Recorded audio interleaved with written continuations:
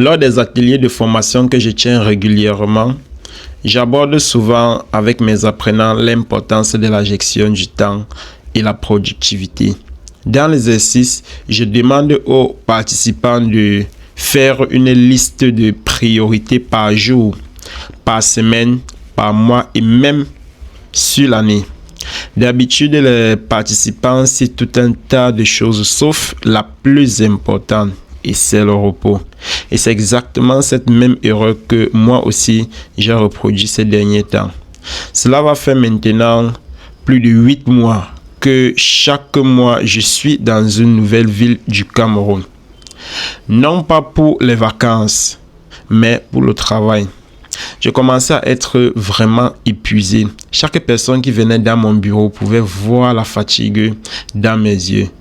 Et c'est chacun qui me répétait sans cesse: Rodrigue, repose-toi, tu as l'air fatigué. Mais à chaque fois, je refusais. Pourquoi? Parce que pour moi, se reposer, c'est ralentir. Se reposer, c'est perdre du temps.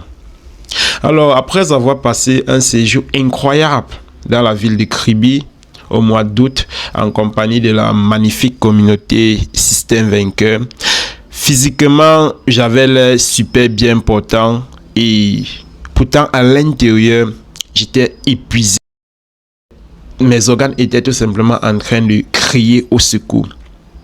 Mais les choses se sont bien passées jusqu'à la fin. Tout s'est déroulé comme prévu. À mon retour sur Yaoundé, je n'en pouvais plus. Alors j'ai pris une décision radicale et j'ai tout simplement fermé mon bureau. J'ai pris mes congés.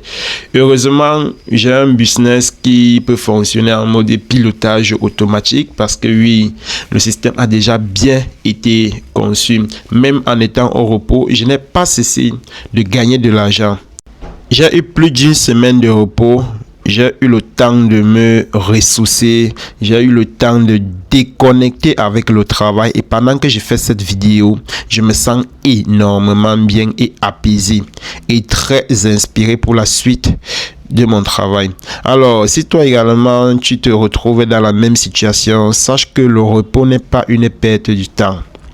C'est plutôt une stratégie pour pouvoir tenir sur la durée. Alors, prends une pause quand tu en as vraiment besoin parce que, oui, le but, c'est de travailler pour vivre et non vivre pour travailler.